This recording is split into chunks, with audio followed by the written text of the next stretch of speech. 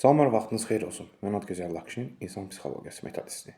Bugünkü mövzumuz ondan ibarət olacaq ki, daimi olaraq hər şeydə bəhanə axtaran insanlar.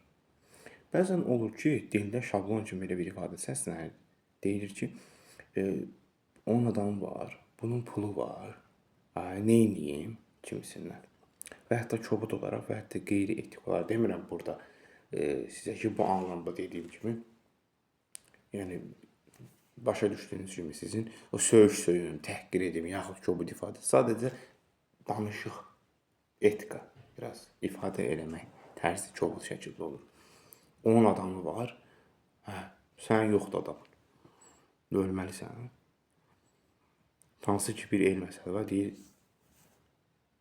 könlü balıq istəyənin quyruğu suda olmalıdır. Və nəticə etibarı ilə də əksər insanlar əziyyət çəkməkdən qaçırlar və ömrünün sonuna qədər əziyyət çəkirlər. 4 il, 5 il çək əziyyət. Yeri gəlsə kürəyin tərli-tərli, soyuqda da gəzəcəksən. Yeri gəlsə isti, qızmar yayda da olacaqsan, yağış başına da tökəcək.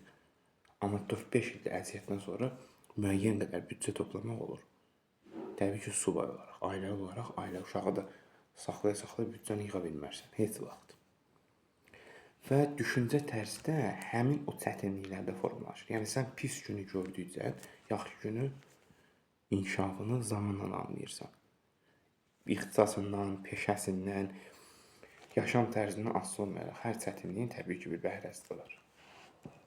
Amma kənara, sağa, sola pulu dağıtmaq yerinə yığmaq lazımdır. Yəni, dağıtmadan. Belə. Və hər zamanda inkişafın meyarları və metodları da var. Bəzən yığıncılıq, bəzən birdən-birə atılmaq. Bu nə deməkdir?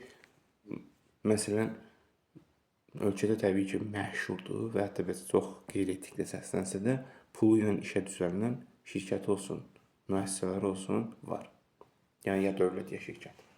Sadəcə, ən azından müəyyən ardıcıllıqla və müəyyən plan əsasında hər zaman diqqətli olub iş meyarlarını qurmaq lazımdır.